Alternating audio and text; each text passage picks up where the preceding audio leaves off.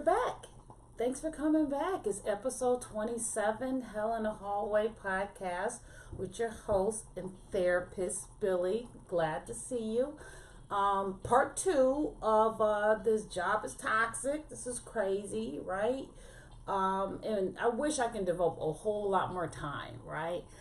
Because toxic environments are very destructive to people's mental health. And it's not even just destructive to their mental health, right? It's also very destructive to their home life because people's families suffer, right?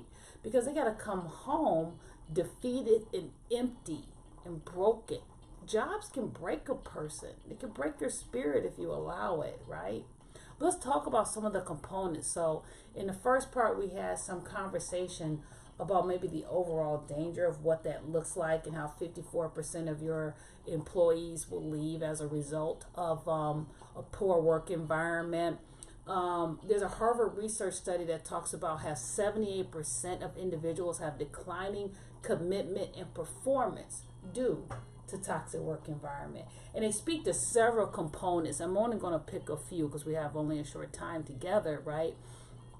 I'm going to pick the few that I think that I see, and I'm not talking about leaders because we did a leadership segment. I'm talking about just individual employees. Now, just keep in mind that these types of attributes can exist in leaders too. So I'm not really saying they don't exist there. But one of them is considered the slacker. Another one, according to this Harvard study, is considered the emotional mess, the bully, and the lone wolf. So I'm going to try to get all those in right now. We'll see how we can get them done. If not, I may have to do a third. We'll see. So the slacker, right? Pretty simple, easy to understand, right? This person passes off their work to others and they don't really do anything, right? They get an assignment, they get somebody else to do it. And this individual is quite the manipulator. They have a way of manipulating people and getting other people to do their work, right? So the manipulator, the slacker, that's one of the individuals who creates a toxic environment, because guess what? The team has to carry the weight. And when the team carries the weight, they build a resentment towards this particular individual. And if it's an employee, for whatever reason, a supervisor hasn't done anything about it, or in the process, and the process appears slow to the employees because employees are not privy to what happens to a person as far as an HR perspective. So they have to carry the weight. And when they carry the weight, it brings resentment. And when you get resentment, guess what you get? Lower performance. Absolutely. So next is the gossip, right? And we all have had that person on our team. The gossip always has the tea. Wait, and I'm going to tell you, I had someone tell me there's a really great statement when I talked about how it's like, you happen to know everything that's going on around here. And she said, I'm an information specialist. I thought that was hysterical. But if we're not careful, gossip can be very destructive, especially when we don't take the time to really know what's going on. See, we'll get a tidbit of information, and then we'll create the narrative as to why it's happening. And then when we create the narrative as to why it was happening, we respond to said narrative. And I've said that in many other series and mental health segments that I've done, but that's especially destructive in this forum when it comes to people who gossip about other people, because they usually do it when that other person's not present, right? And so now we have a feeling about a person that we shouldn't have because we don't even know if it's real or not. So we did the slacker, we did the gossip, and now we're going to look at the bully. Bullies are detrimental in the workplace, right? They tend to use intimidation. They tend to be very aggressive in their approach, and people feel like they're walking on eggshells around a person who's super aggressive. So bullies can not just bully in verbal communication. They can be very they can bully in emails. I've seen very aggressive emails that were designed to really break people down. In addition, they cyberbully. I have seen people talk about their workplace online. I find that extremely dangerous, right?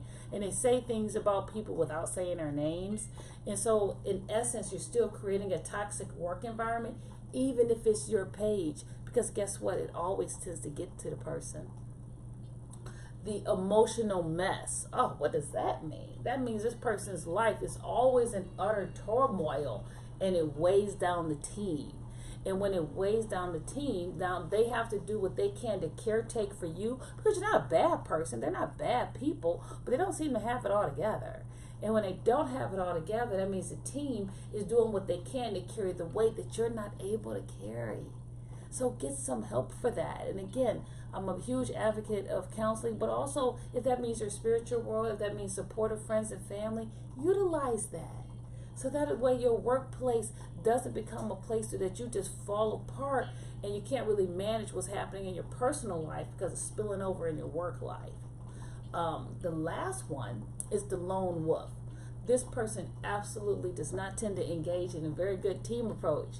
And there's nothing wrong with being an independent person. Nothing.